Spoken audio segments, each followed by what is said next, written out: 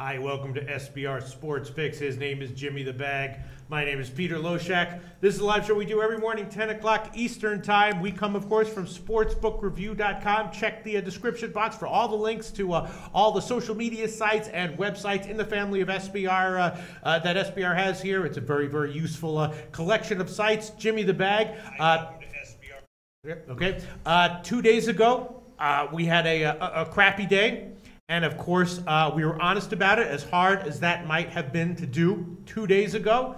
A lot easier to be honest when things are going well. Today's going to be easy because things went damn well yesterday. Jimmy the Bag, 3-3 plus 1 unit. You went yesterday, and I went 5-1 plus 4.5 units overall. Killed everything. College football, nailed it.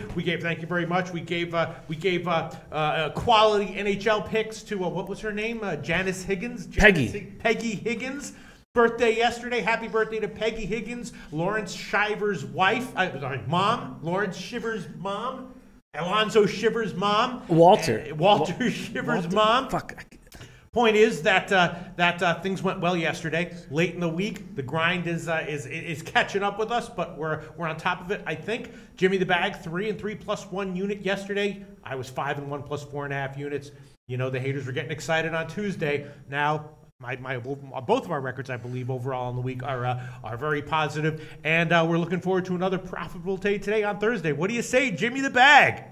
I say this sounds good, and it's Alonzo Shivers. Alonzo Shivers, and he's just reported in. Oh. So is Searcy, Bobby Excellent. the Mush, Vitalis, all right. Jansen Bonzen.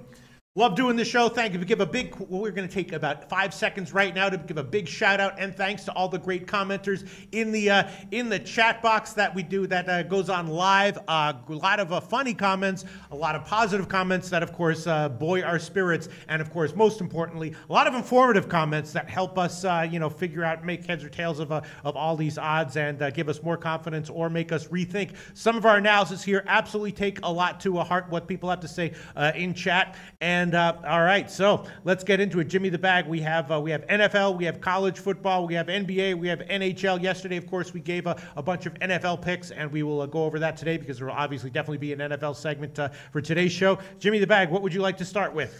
I like this NBA card quite a bit. Okay, let's start with that one. I believe there's, 5 games? 5 NBA games? Yeah. And they all had overnight lines, right. A few things that I did bet on the overnight line, a few things that I thought were interesting. Nothing necessarily that's jumping out at me. The Miami first half, Miami, that was an easy play last night, Jim.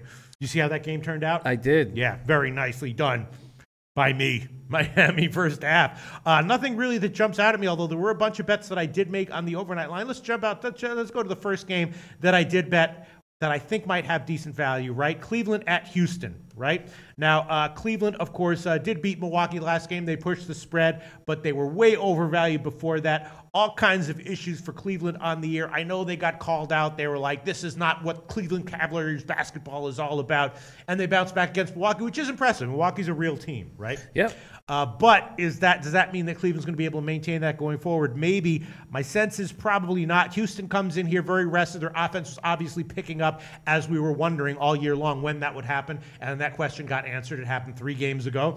And so I'm thinking Houston, at least on the first half and probably on the full game as well, probably a good bet, right, Jim, or no? I think it's a very good bet. Yeah. I think Houston full game, I'm going to be all over. The Cavs are too slow to defend the perimeter and are in big trouble versus the Rockets. Now, they've allowed at least 112 points in 9 consecutive games, so I hummed and hawed about the over. But I think what could happen here is the Rockets could break the Cavaliers' spirit. So I would be more into the Cavaliers under, team total under, than I would with the full game over, because I just think if the Rockets start hitting threes, that the Rockets are on a 3-game winning streak. Right. Harden's averaged 38.7 points over those 3 games. The team has averaged 125 points per game in those 3 games. Yeah. 51.2% from the field, 42% from 3. I think the Rockets is as what Pistol Pete Loshak would call low. You think so, huh? Fruit. It's that low, yeah. The only issue with the Cleveland team total under, which is interesting, it's 111. Their games have been going sky high recently, just no defense at all. So it's 111. 111, but I could easily see Houston getting a comfortable cover here, and the game still going over, and even Cleveland getting their team total going over as well. Yeah, I guess maybe I'm just overthinking it here. I guess the big issue is what is up with Cleveland fundamentally. They had a better game last game, and is that something that is sustainable, or are they likely to fade back to more of what we saw before that game? I think they're going to fade back. I think they're going to fade back until they have a point guard who has the speed to defend the perimeter. And I know that Isaiah Thomas is not a very good defensive point guard, but still, the Cavaliers have problems. They have real problems, and they're going to have to figure their shit out. And at this point, I agree. I think there's some complication with the over and the Cavs under. I think the clear, easy move here is the Rockets full game, and that will be the only one I will make official. Okay, I will check that, and of course I would expect a lot of comments on this game in the chat box, and people generally agreeing with us, but not everyone. Justin Searcy says Rockets are super low-hanging fruit, and that does exist. Anyone who's ever been around a tree, there's some fruit that's just hanging there all, and then there's some fruit that's just like right there. You don't even have to push through any branches or anything. It's just like right there, and so super low-hanging fruit does exist, and this might be that. And Jansen Bonzone, Houston starting to find their waves. Whiz, nice name there. Says Houston half and half over, and who else said that? Someone else said that they liked Houston, but here we go. Where is it? Darryl Lyle says no low with the Rockets. I don't know what that means, but Darryl Lyle says I like Cavs. Not in capital letters though, but certainly an opinion, not a strong opinion here from Darryl Lyles. Not I like Cavs, nothing in exclamation point with exclamation points following it. But but that's okay. That's okay. A lot of positives. Dan Kelly saying mostly the Cavs are old. Yes.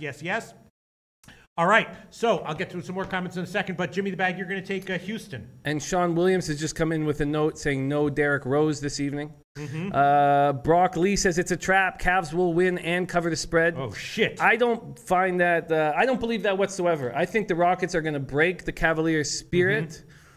And the Cavs just simply can't defend the perimeter. And now you're going against a team that dominates out there. Yes. Alonzo Shivers says Rockets easy win. Brock Lee, that's an interesting comment there. I mean, obviously, look, it's basically a judgment call on what the long-term condition of the Cavs is. If the long-term condition of the Cavs is what we've seen from them most of the year, then even if they do win and cover the spread, Houston is still the percentage play here.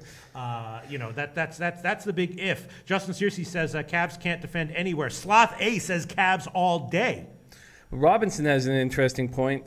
Cleveland seems to lose to bad teams and beats playoff contenders to the point of blowouts. Man, the only time I see the Cavs look good are when LeBron puts up 57 points. Right. Same James says no Rose is a positive for the Cavs. You do see that sometimes when a big name goes out.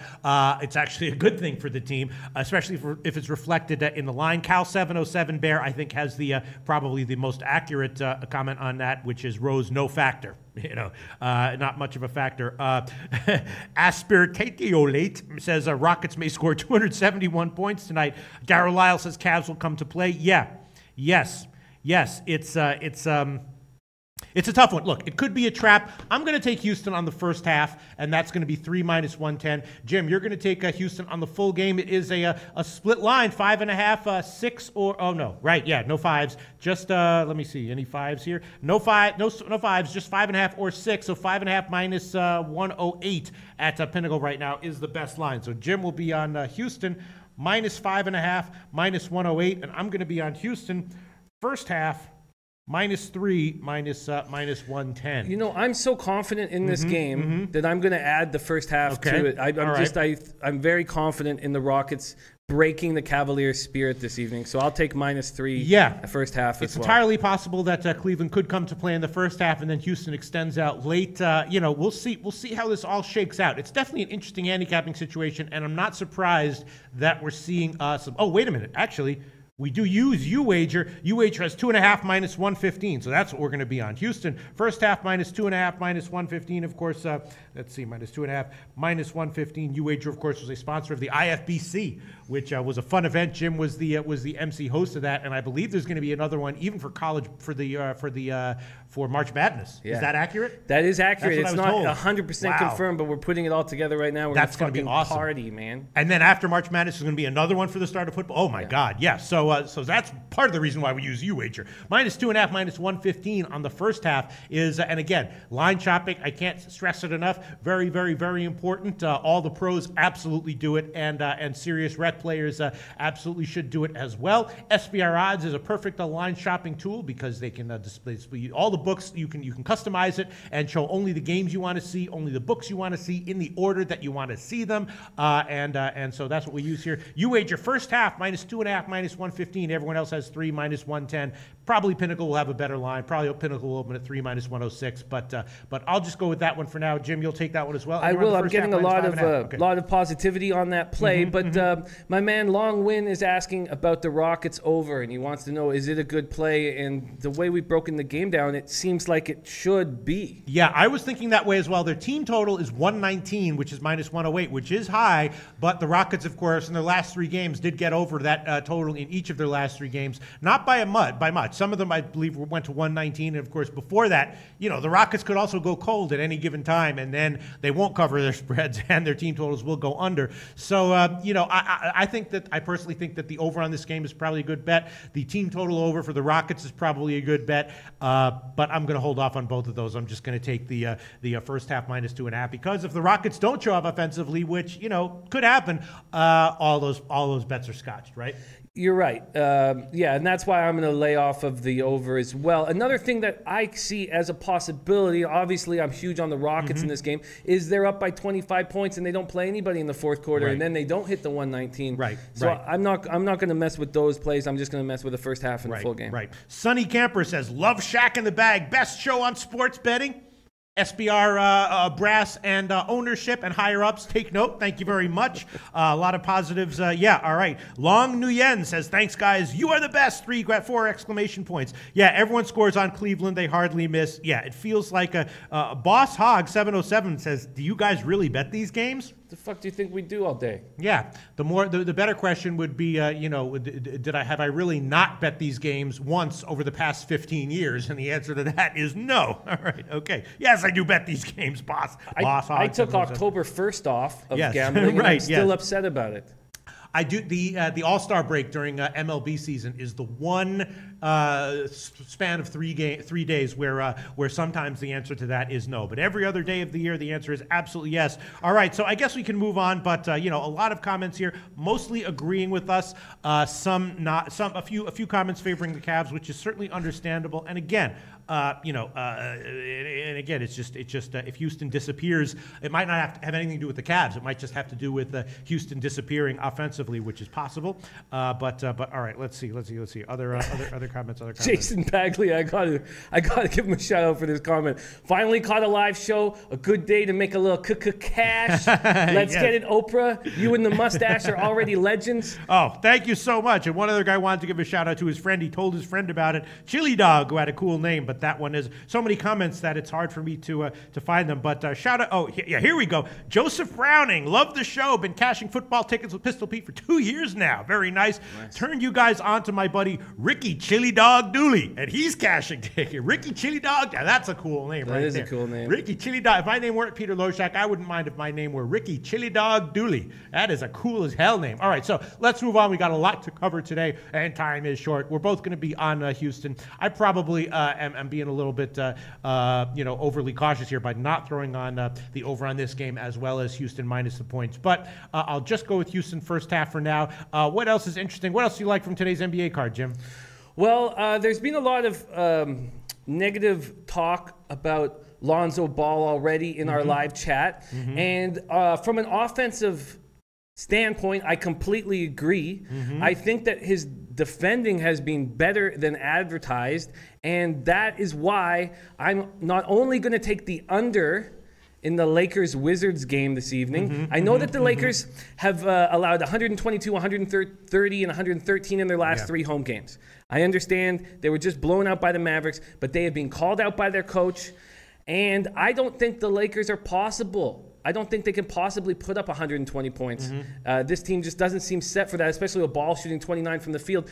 I also think the Lakers can cover a double-digit spread. So I'm going to take both the Lakers to cover and the under in this game. Well, the under was one of the plays that I bet on the overnight line, Jim. That was one of my plays. I bet it, and I feel like it's a play that if it loses, it could lose. If it loses, I'll be okay with it. But it was worth a shot for me to take a shot with it. There is still 221 minus 117 at BetOnline, but Pinnacle has 220.5 minus 107, and I think for those 10 cents, I'm just going to take the under 220.5 minus 107. I'm going to be on this one as well. I did bet it. What would you like? 221 minus 117 or the 220.5 minus 107?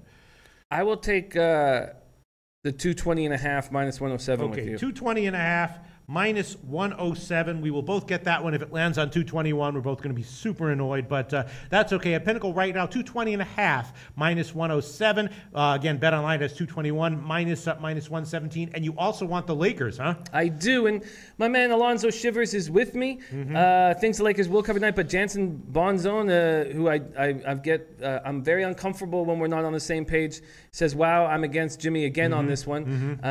Because last night he had the Warriors, right, when I had the Wolves, and made Jansen, he looked very good in that situation.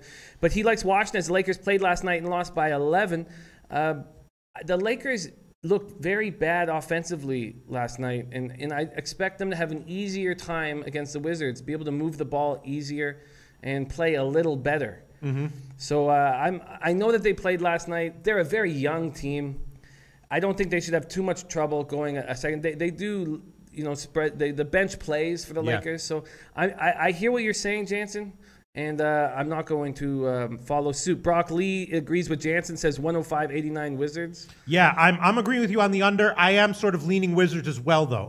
That is also a bet that I did make small. That one I don't like nearly as much as a total, but I would agree with the other guys, Brock Lee and Jansen Bonzone and anyone else. But that's definitely an interesting play. Best line right now would be 10.5 minus 103 at Pinnacle. So you still want that one, Jim? Lakers I do. Plus 10. Okay. 10.5. All right, I'm on the under with Jim on this one. We're both going to take 220.5 minus 107, and Jim's going to take the Lakers plus 10.5 minus 103. Now let's move on to another game that's definitely interesting that I bet. Philly playing their next game now with Joel Embiid in, and I kind of told you that I was leaning Philly against Utah, right, Jim? You did. I did wind up betting that one as well, and of course they cashed. Now their next game with Embiid in supposed to come against Sacramento. They're obviously a pretty decent favorite here, and of course Philly, I think they've covered 7 in a row, start turning into an ATS machine, which is not a huge shock considering how much young talent they have. Sacramento coming off of the upset win over OKC, very shocking. And I took a shot with the over on the overnight line. Now, I know that Sacramento's been pretty low scoring this year, but my sense is this might be a little bit higher scoring than normal for them. And I would also be leaning on the Philly team total over and maybe the first half over. What's your take on this one, if any?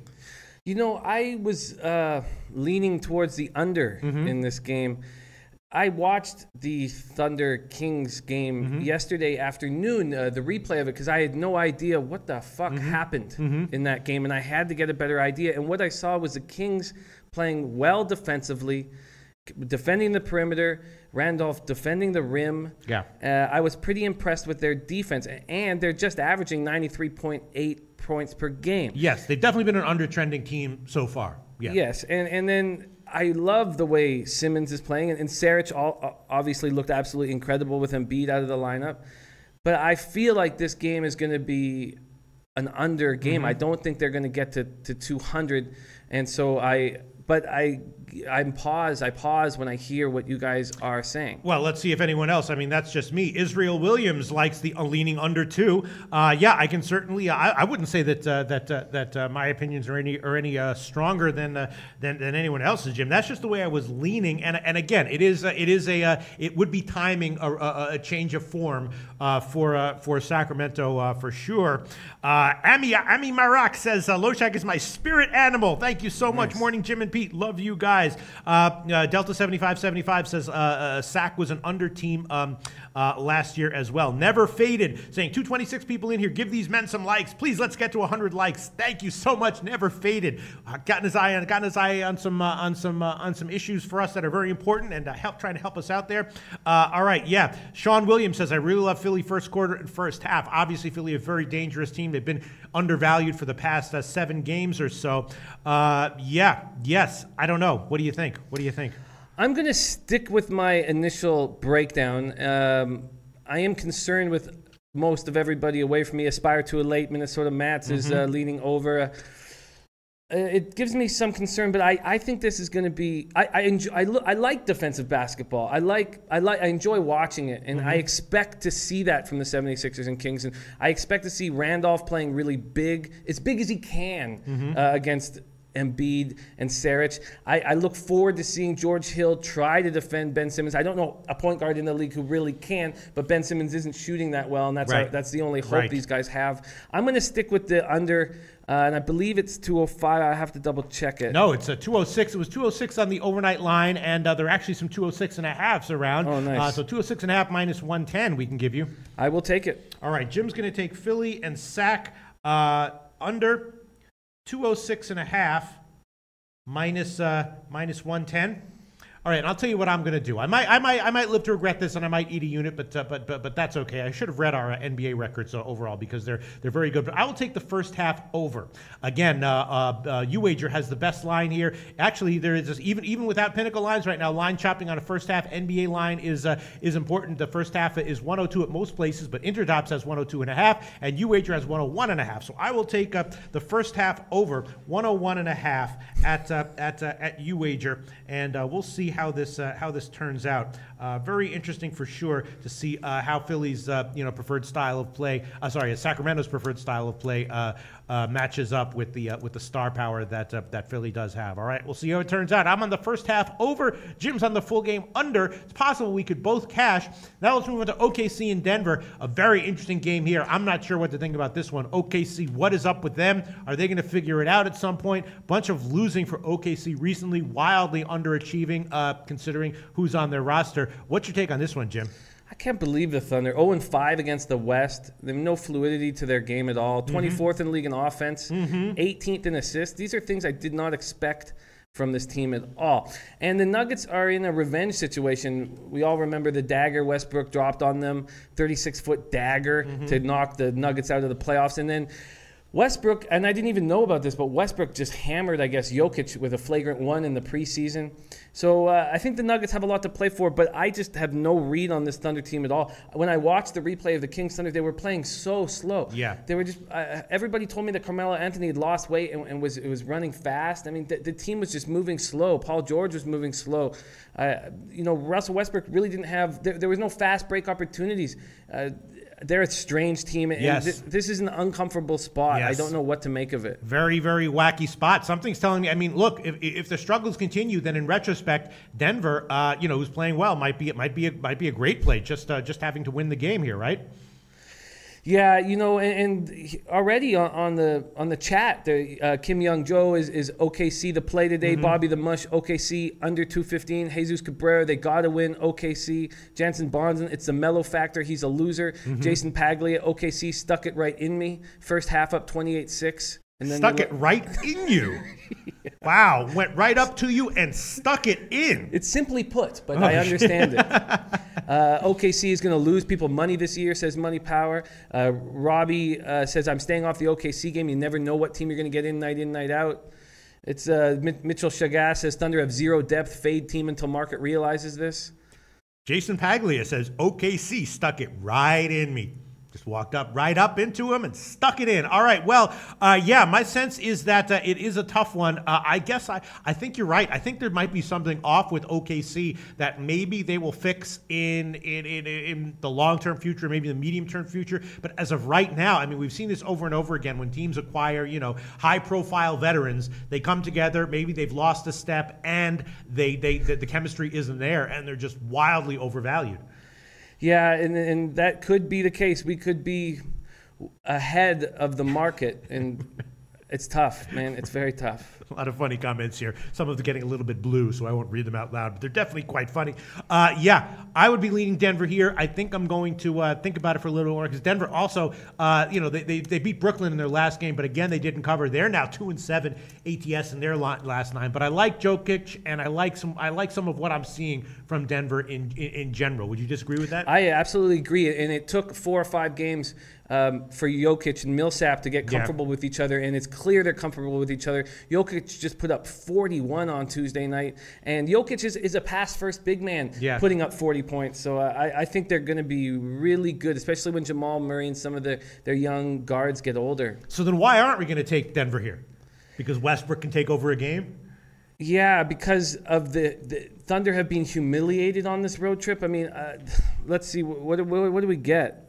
What's the line? It's still around pick 'em or +1. You know, places have pick 'em or it's all +1 everywhere. So Denver just basically has to win the game. All right, let's make some decisions here and move on. First, let's go to we can revisit it if you want to throw it on later. But New Orleans and Toronto, obviously we got burned fading New Orleans in their last game. Now they're catching 5.5. Actually gotten bet up. It opened at 4.5. Now it's up to 5.5. So someone else now is fading New Orleans here. Are they going to get burned like we got burned trying to fade them in their last game? I am going to allow myself to get burned again. Really? I am betting on the Raptors to cover. We have the big man. We have the big men, I should say, to handle. Now, obviously, you're never going to shut down Cousins and Davis. You know, they scored 37 and 32 against the Pacers, who, without Sabonis, what were they doing? They had Jefferson out there to try to stop these guys? Impossible. We have the bigs to slow them down a bit. And after dropping that 23-point third-quarter lead, slipping all the way down to 3 minutes, the team was embarrassed. I think the Raptors are going to come out and play big and beat the Pelicans. All right. Well, the line has gotten bet up. It's now 5.5 market wide. There are no 5s. The best line would be at Bookmaker right now, -5.5, -105. Is that okay for you? Yes, -5.5 at -105 from Bookmaker. I'm happy to take Toronto, -5.5, -105. Let's just take 2 seconds here because I do want to review our record. When our records are good, let's not ignore them. After the win last night in the NBA, my official picks this year, 32 and 18, +12.5 units, +23% ROI. Not too shabby. And Very Jim's good. record overall in the NBA, 42 and 32, +8.5 units, +10.7% ROI. That is also not too shabby and also probably not sustainable, but maybe so. I mean, to have a 10% ROI, I think that your winning percentage at -110 has to be 57.5%, and that's just really not that easy to do. Very difficult. I guess possible, but and even at -108, your winning percentage has to be, I think, 57% to have a double-digit ROI, which is, over a long-term, big sample size, that's Hall of Fame level handicapping. It's extremely difficult. Yeah. So, but as of right now, Jim and I are both in double digits in the NBA, and I'm very, very happy to have been able to provide that to all of our viewers, whom we love, the regular viewers, and hopefully we'll at least be able to maintain our profitability going forward. As of right now, in the NBA today, Jim's on Houston -5.5, -108, and the first half -2.5, -115. Lakers Washington under 220.5, and the Lakers +10.5. He's also on Philly Sac under 206.5. Toronto -5.5, -105, and I'm on Houston first half -2.5, -115 at UWager line shopping. Lakers Washington under 220.5, and Philly Sac first half over 101.5, -110 at UWager. And I'm thinking my leans would definitely be Denver. My lean definitely be the over in Cleveland, Houston, and that's it as far as my leans are concerned. The Cleveland, Houston over. Is this one going to go to 240 again? My fear is simply that I think the Rockets are going to destroy them, and I know that a LeBron team can stop that from happening. Anytime he chooses to exert as much effort as possible, he can stop them from being destroyed. But if they are up by 20 points, Lou's not going to force it out of LeBron. And so my concern is that the big players on the Cavs don't play in the fourth quarter. And when they're getting 65 points a quarter, and then a 48 point. We've seen that all the time, constantly. Sometimes it even happens where you have a modest total and it looks like it's going over, and then you have like a 24-point fourth quarter. Does sometimes happen. All right, I will stay off of it. And let's see. Okay. A lot of comments that I want to get to. Okay. All right, and then Denver +1 before we move on. What do you want to do with this one, Jim? I'm going to leave this game alone. I'm going to watch it. Right. I just to learn more. I just need to understand. So a lot of guys on the chat, they like OKC on a back-to-back situation, and they were just humiliated. So I expect them to step up, but I just can't trust it. I just can't trust it. Can't trust it. All right, let's move on. And before we move on, once again, I'm on Houston first half -2.5, -115. Lakers Washington under 220.5, and Philly Sac first half over 101.5, -110. Jim's on Houston two ways, -5.5 on the full game, and first half -2.5, -115. He's with me on the Lakers Washington under. Lakers +10.5, -103, going directly against Jansen Bonzone. Didn't work out well for Jim last time. Maybe this one will be where things even up. Jim's also on the under 206.5, and Philly Sac and Toronto -5.5, -105. All right, let's move on. Shall we move on to what do you think? NHL now? Yes. All right, NHL. Do you mind if I read the NHL records? No, please do. We did have a winning day yesterday, both of us. I went 2-1. I am now 43-38. Average line +103, +6.7% ROI, +7.5%. +6.7 units, +7.5% ROI. That is maybe sustainable, but it would be awesome if it was. And Jim climbed back a little bit, did gain a unit, nailing the Rangers puck line. I'm glad we didn't pussy out on that one. I'm glad we just went for it. No, but it's true, and we did. My man Tate just mentioned that we should have had the Lightning. They're so much faster than the Sharks, and they made it look so easy. And that game, I think, was that the game where I took? That was the game where I took the under, and I said, man, if I was going to get 6, there would be an automatic play, and I was like the 5.5. I was like maybe not, and I wound up going with it 5.5 +102. And what happened? 6. Yeah. What happened? 6. We have a couple games that are like that today. We'll get to that in a second. But Jim is 47-52 +104 average line, -2.5 units, and -2.5% ROI, which is not good, but easily overcomable in the upcoming days to get positive again. NHL. Let me just bring up the NHL card here. It's definitely an interesting card. What did I bet on the overnight? All right, yeah, definitely. All right, a lot of interesting shit here. I guess let's just start with Edmonton, New Jersey. Of course, they played recently, and that was one of Edmonton's winners, right?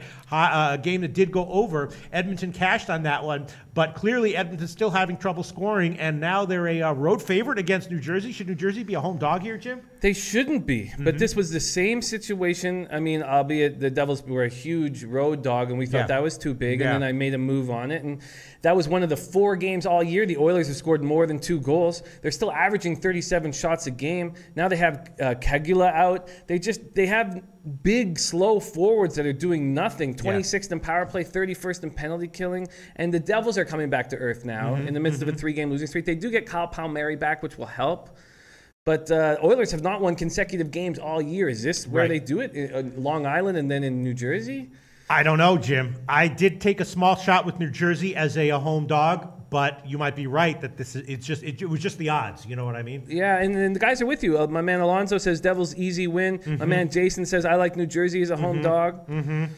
So why are they a home dog then, boys? Because a lot of times, the question you always have to have lurking around in your brain when you see a line that's off is, why is the line where it is? Now, a lot of times the answer is just because the line's off and I have an edge. But it's still something that you need to be considering it's an implied question for every bet that you make. Absolutely. Right?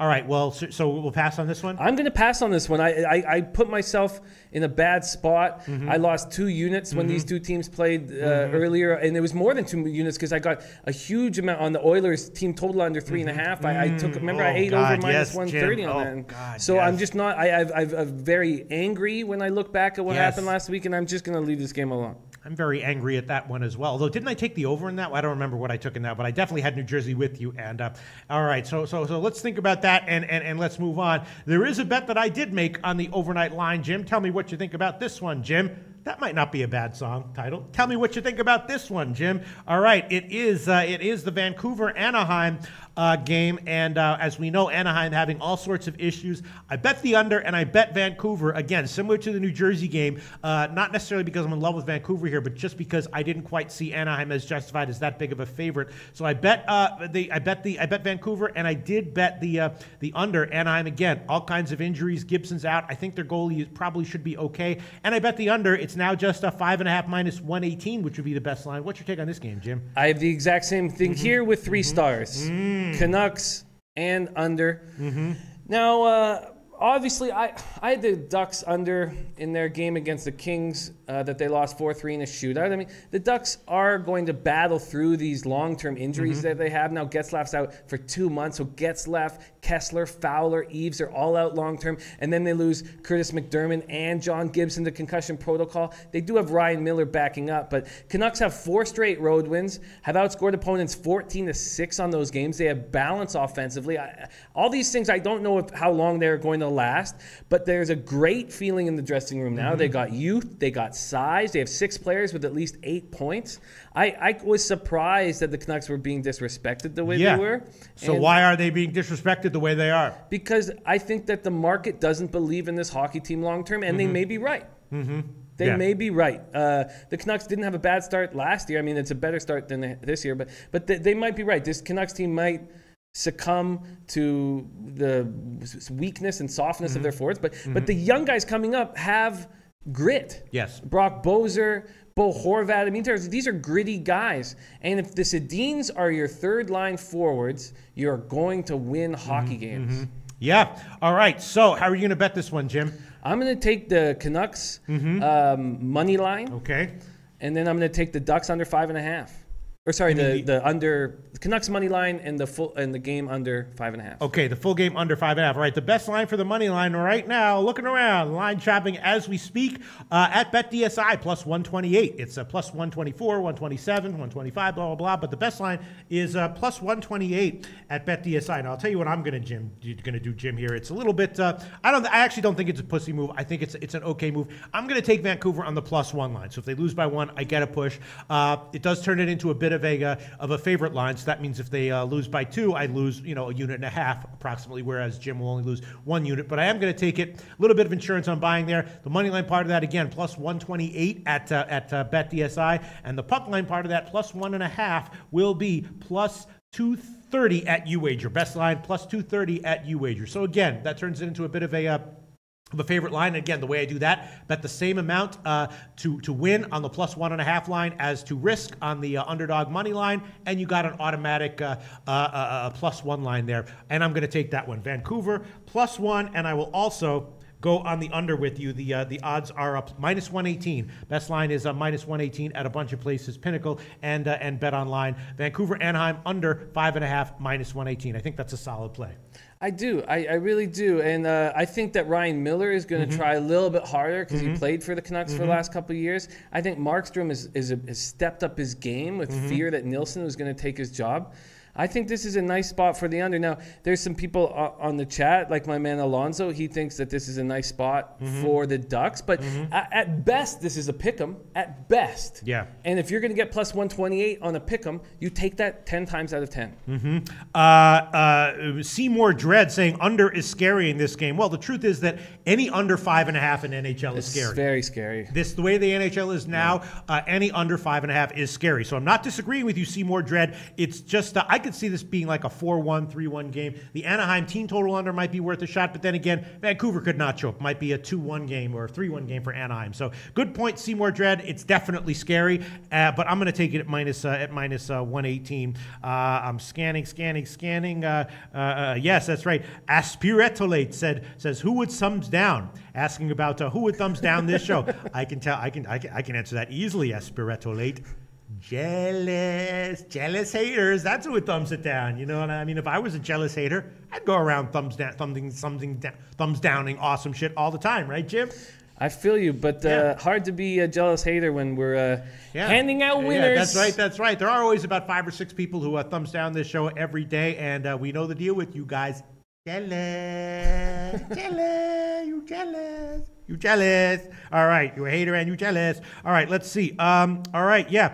Michael Ervolina making a good point, which is the reason why I like the under. Ryan Miller should be the starting goalie anyways. Yeah. I was thinking about that. No, you disagree with that? I disagree. I watched him for 2 years. I don't trust Ryan Miller anymore, and I do trust Gibson. So, but I don't think Miller is a bad goalie. Dave Huang says Miller will allow 4 goals tonight. You know, Deborah Stern says under in the Canucks game is solid. It's tough. I mean, my man Lonzo says Ducks play a good team game at home. Well, they're going to have to play a good team game because all they have is Corey Perry and Raquel offensively.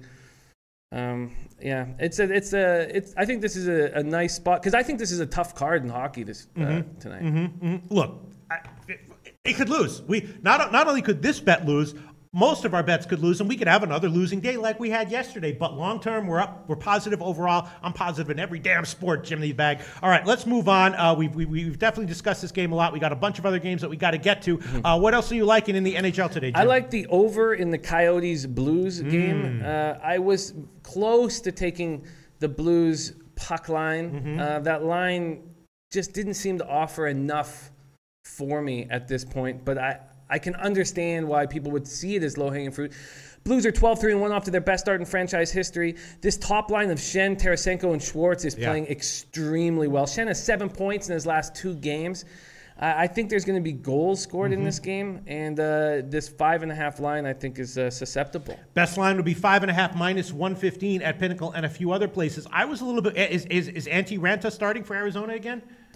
I believe he is. I'll go right now to see. This is one of the games actually, Jim, where I was actually going to take the under at 6, which did exist at Heritage because Jake Allen's playing great for St. Louis. I mean, he's playing great for real, Jim. While you're searching there, and then if Antti Ranta again, Arizona has been playing a little bit more modest scoring recently. I took them the day that we had a bunch of losers. One of my winners was the Arizona team total under, where if you recall, someone said Arizona's going to score, Pete, and I was like, yeah, maybe, but I stuck with my pick, and it turned out to be one of my winners on that day. And my sense is that St. Louis is a great team, as you said, but that at 6 the play would be the under. You disagree with that?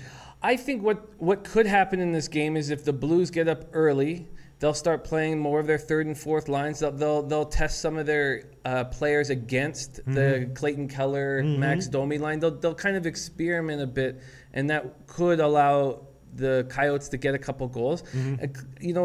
I've been shocked that this team can't do anything offensively. I'm a Max Domi fan. He can't do anything offensively. So Rick Tocchet has just called him out saying that the team is only playing on the perimeter and that no one's tough enough to go to the net, and he's yelling and yelling. So that means higher scoring or lower scoring? To me, that means higher scoring. Right. To me, that means that Domi is going to force things to the net, force everything to the net, and create traffic in front of Jake Allen. And I like the over here. And I do like the puck line Blues.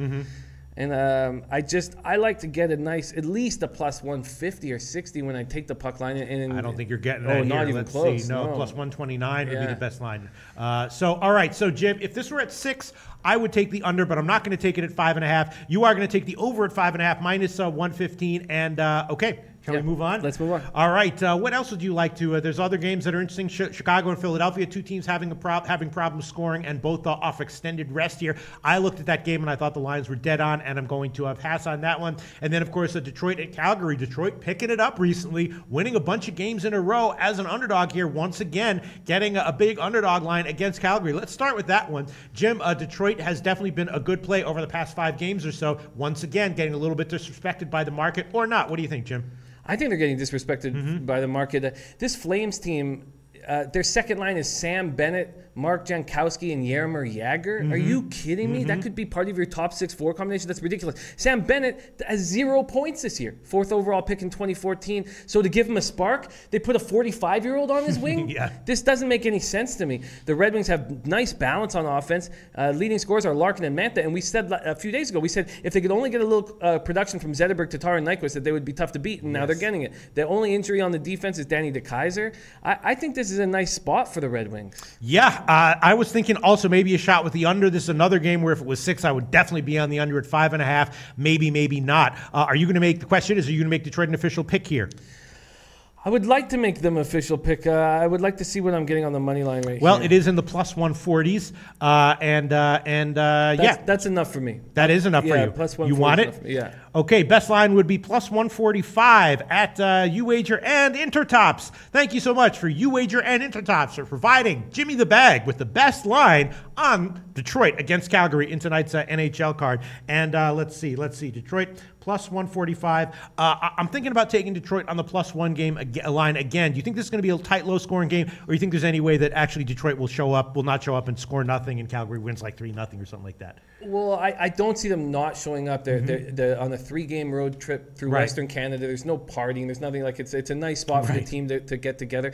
But and my sense is that on a road, so give me your opinion on this, because you know Canada. You've been following NHL for longer than I have. When a team is on a road trip like that, do they get tired at the end of the road trip, or are they focused and just sort of like going to play as well as they have the whole road trip, and just whatever they've been doing the first bunch of games is likely to continue in the second bunch of games? These 3-gamers are perfect. Yeah. It's the 5-gamers and the 6-gamers where things break down. No, I love these 3-gamers through Western Canada. Red Wings have a good feel after wins in Vancouver and Edmonton. Looking for the sweep of Western Canada, that's a huge deal. That will be a huge deal in the dressing room going for the sweep. This flame, I would definitely lean under in this game as well, and some people are on this as well. Yeah. I think it'll be, Alonzo says, tight, low-scoring game. All right, I'll go on this one with you, Jim. I'm going to take the +1 line, though, and that will be the money line part. Again, plus 145, and the puck line part, plus 1.5. Best line will be plus 1.5 minus 211 at Pinnacle. So that's that's a modest favorite line there for Detroit plus 1. But again, if it goes to overtime and they lose, I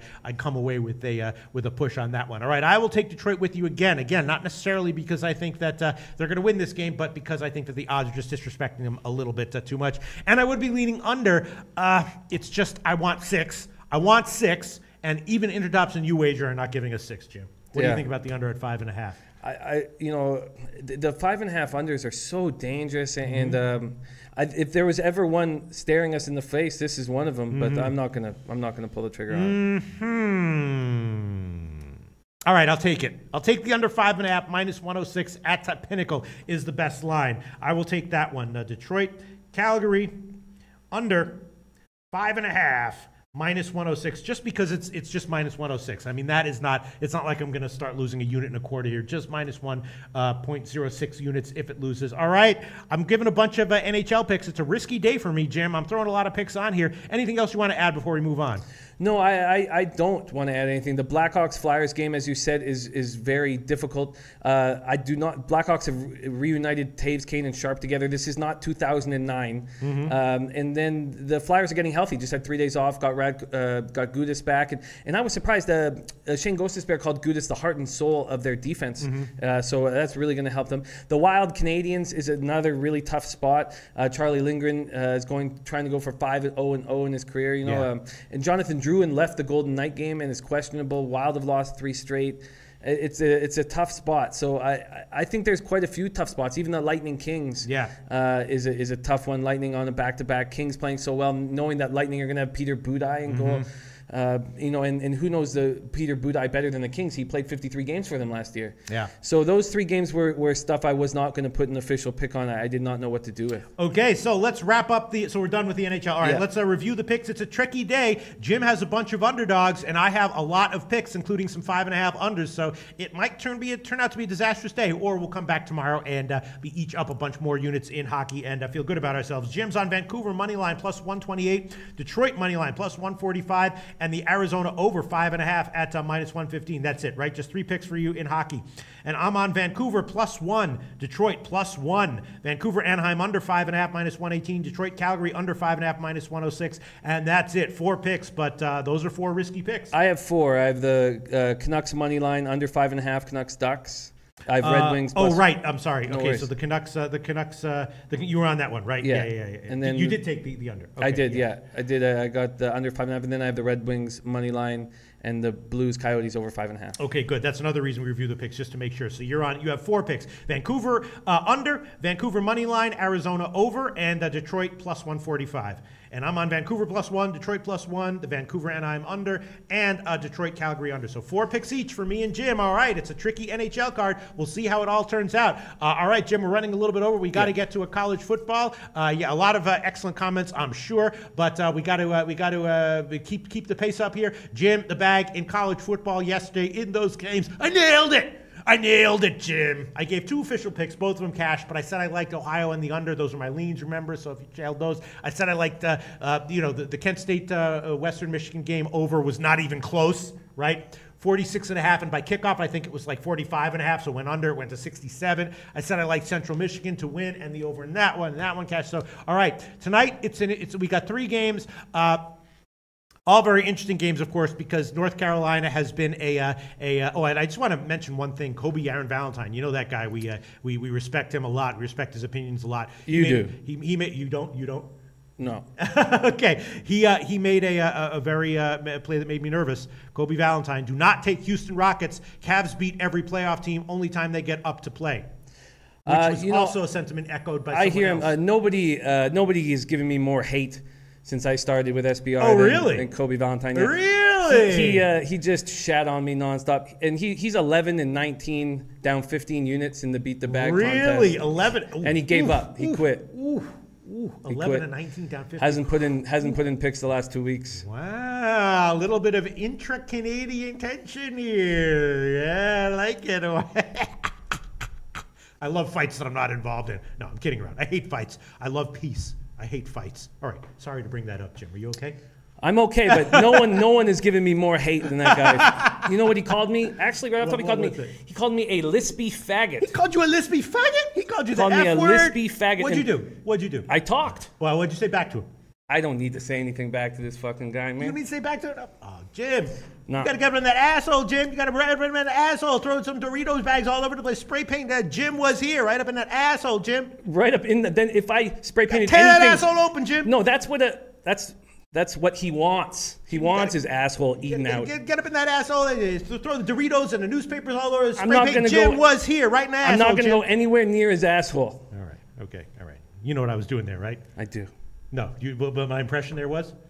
What was it? Curb Your Enthusiasm. Remember when Leon tells him what to do about the skinhead?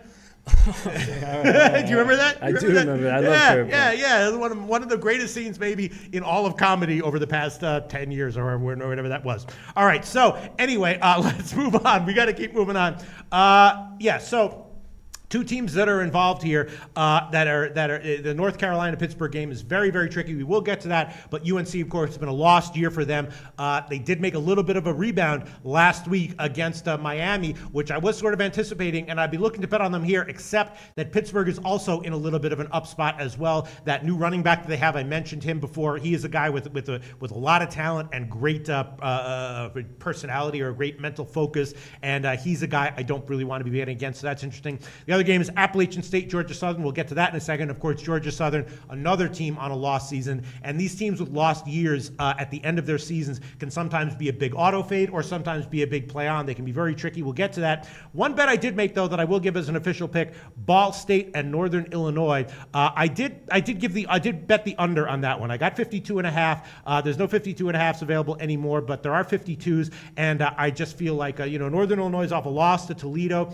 I don't think that Northern Illinois, a judgment call. Don't think Northern Illinois is going to want to run up the score here. Definitely don't think that Ball State's going to be able to do much offensively. And, last time Northern Illinois was this big of a home favorite, they won 24-3 against Kent State. And I think we'll see something similar there to that game tonight. So I'm going to take the under 52 minus 110. That's the straight line market wide. Ball State, Northern Illinois.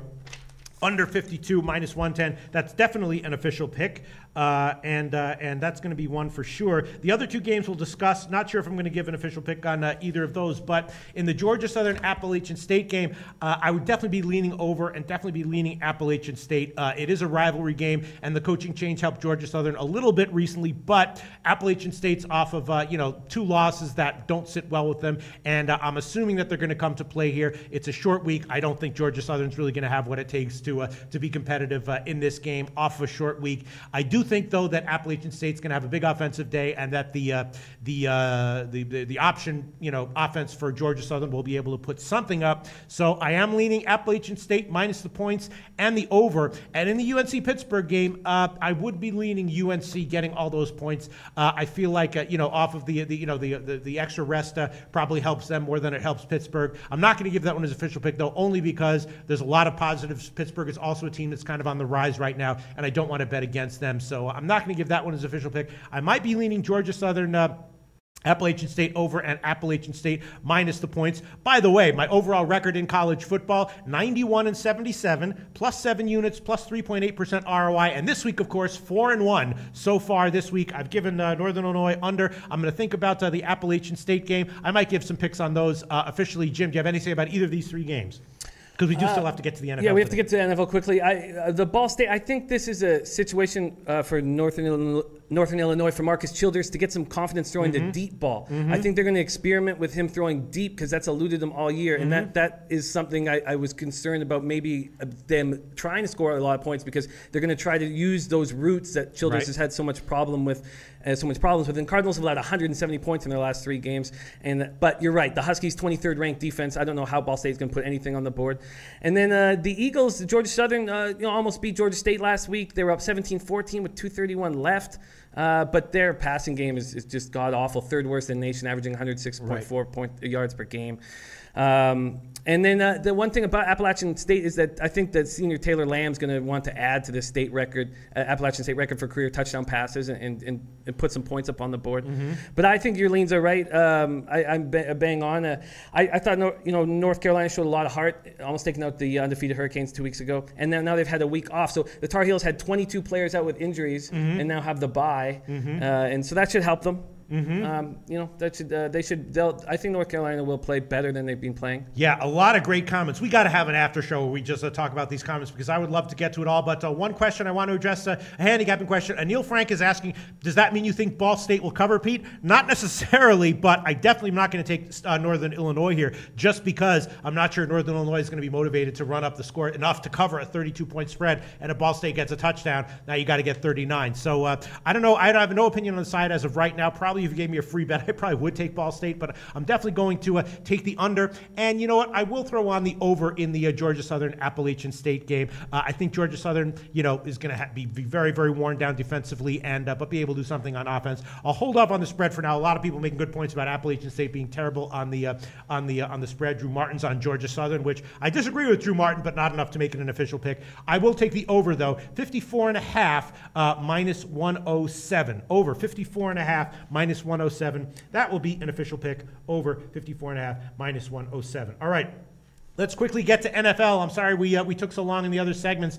Seattle against Arizona. Obviously, Seattle off of that shameful loss against Washington where they just had penalties and missed field goals and everything. It was a disaster. Now they come back here on a short week against Arizona, who came off a bye. The Arizona game, I nailed both of those. I had Arizona minus the points and the under. That was mostly predicated on the fact they were playing San Francisco. Now it's second off the bye. Arizona, still a team that has questions, but, they're at home. What do you think about this game, Jim? I think it's a good spot for Arizona. To cover, not to win outright, but to cover. Arians will just blitz, and then he'll bring Buchanan down to keep an eye on Wilson. I think that should work. I really do. And Dwayne Brown is an upgrade, but one guy does not fix an O-line. It all fell apart with the max under for Jimmy Graham trade. Their offensive line has never recovered. That's why Lynch didn't want to come back. Seattle rushing attack is just awful. I think this is a spot for the Cardinals to cover. So do you want to make an official pick on this game at all? You know what? I will take the Arizona Cardinals to cover the spread. You want it? Yeah. Okay. Arizona, best line would be at BetDSI. Oh, no. The best line would be at UWager right now. Again, this is why line shopping is so important. In football, it's super important. Mostly sixes everywhere. BetDSI and UWager and 5 Dimes all have 6.5, and the best line would be at UWager, 6.5 plus 110, minus 110, sorry. Perfect. Arizona minus 6.5, plus 6.5, minus 110. Yeah. I know a lot of people are expecting a low-scoring game here. I was thinking maybe a shot with the with the over. I know that Arizona will try to shorten this game, but if they get down, they're going to have to abandon the run. And I think that Seattle might put up some quick scores, get out to a big lead, and then it becomes a modest-scoring game, and it gets over the very low total of 40.5. What do you think about that analysis? You like the under? No, one of the guys that I do a lot of my NFL capping with, he thinks it could be another 6-9 disgusting, ugly football game. And I didn't really agree with where he was going, but I know that Arians knows the Seahawks team inside and out, and that is my concern with the play. But I do think that the Seahawks can put up points. We've seen them be able to. But I just think I trust Arians to figure out how to stop Seahawks. Right. Okay, well, let's wrap this up. Jim has added Arizona. What? Could I just quickly add go ahead. three quick ones to my NFL card? Three more. You already gave three yesterday. I had 3 quick ones. All right, if you don't mind, really quick. Sure, let's go. I'm going to add the Jets to cover against the Buccaneers. Okay, hold on one second. The Jets to cover. That best line would be -2.5, -109. -2.5 at -109. I'm also adding the Browns Lions under. Okay, which I gave yesterday. That was also one of my plays. I got it at 44 -110. That is still available under 44 -110. And finally, a game that is my best bet in Beat the Bag. I'm going to take the Los Angeles Rams -11.5. I think they're going to absolutely destroy the Houston Texans. Okay, LA Rams. Actually, line shopping. We can give you -11, -105 at Bookmaker. Beautiful. Okay, it is 11.5 bunch of places, but a few places have 11, and Bookmaker has -11, -105. All right, so that means let's just review all the NFL picks that we've given. I gave yesterday Minnesota -1, Buffalo +3, and the Cleveland-Detroit under 44. Jim today has added Arizona +6.5, the Jets minus the points, Detroit under, the Rams minus the points, and yesterday he gave us Chicago -5, New England -7, -110, and the under in the New England-Denver game. So that's a ton of NFL picks from Jimmy the Bag. All right, is that it? Should we wrap up this show? We should wrap it up. All right, let's wrap it up. I'd love to get to a lot more comments, but we don't have time. I'd love to discuss the NFL and college games a little bit more, but we don't have time. That's it. Thanks, everyone, for all the awesome comments. Tune in tomorrow for the Friday show.